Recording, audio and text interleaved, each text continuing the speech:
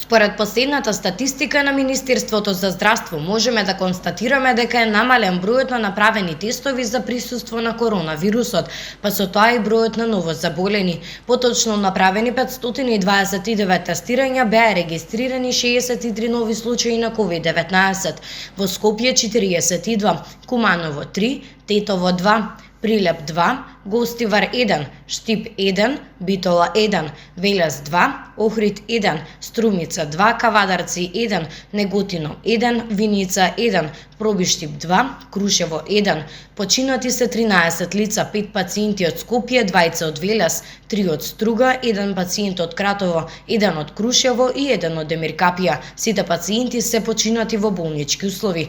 Вкупната бројка на ковид диагностицирани во нашата земја од почетокот на епидемијата изнесува 88.992. Бројката на оздравени пациенти е 73.777, на починати е 2.715, а бројот на активни случаи во моментов изнесува 12.500.